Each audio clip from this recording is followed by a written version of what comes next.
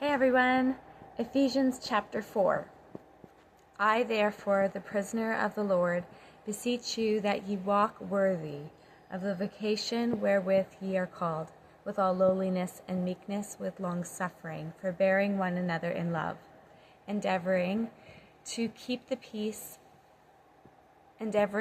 unity of the Spirit in the bond of peace. There is one body and one Spirit, even as ye are called in one hope of your calling, one Lord, one faith,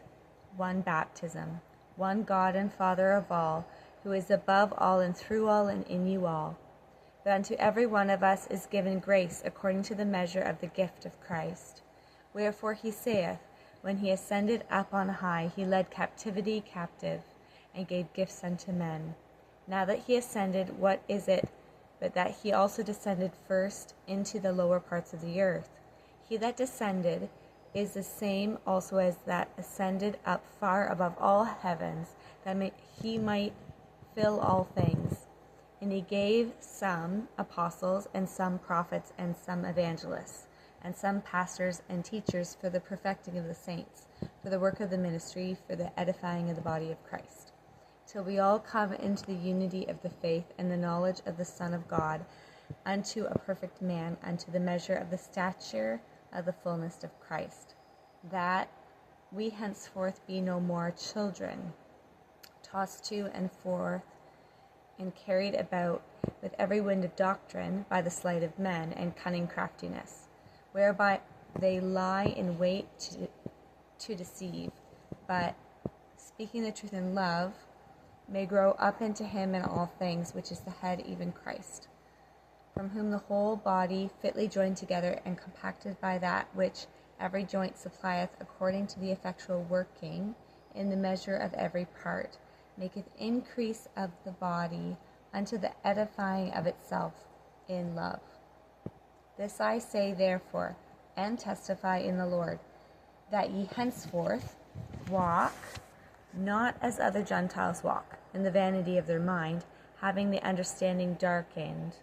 being alienated from the life of God through the ignorance that is in them, because of the blindness of their heart, who being past feeling have given themselves over unto lasciviousness, to work all uncleanness with greediness. But ye have not so learned Christ,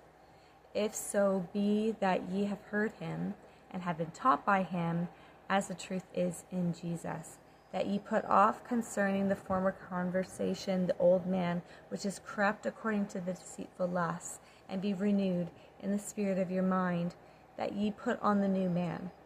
which after God is created in righteousness and true holiness.